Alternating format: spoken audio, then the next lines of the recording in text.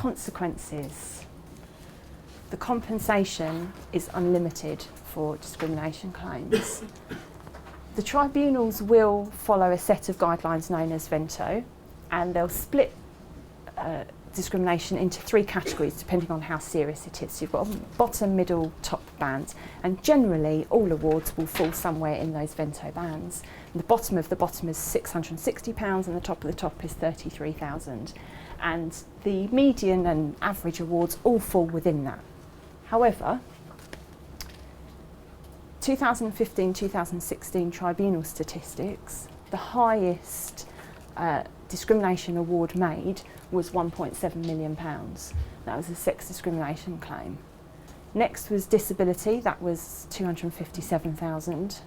I think race next at 45,000, religion 43, sexual orientation 20, and age bottomed out at £16,000. So those were the top discrimination awards in the latest statistics available.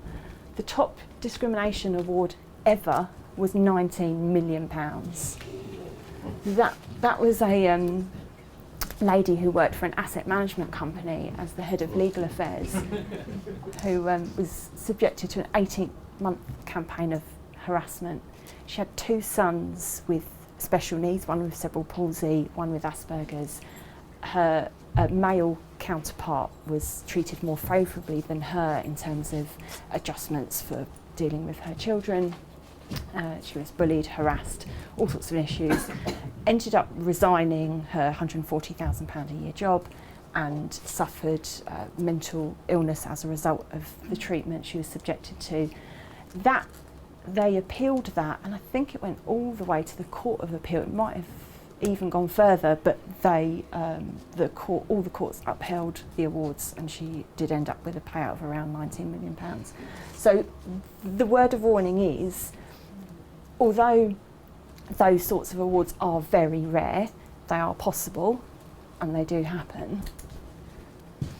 The tribunal also has the power to make a recommendation, which usually would happen, for example, if there was indirect discrimination and they said, employer, you have a particular practice that puts women at a disadvantage and we would recommend that you change that.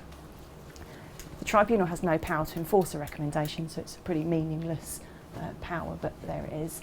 Declaration, they can declare what both parties' rights are. Of course, tribunal action can result in reputational damage. It can damage morale internally with your existing employees, and it can damage your public reputation. Employment tribunal proceedings are public, so and particularly if it involves something sensational or high sums, it will make the news. It takes up a lot of management time. Anyone here who's been involved in a tribunal case will know the amount of time it takes up. And cost. Ultimately, even if you're successful and you've done nothing wrong, ultimately you will most likely end up still having to cover your own legal costs.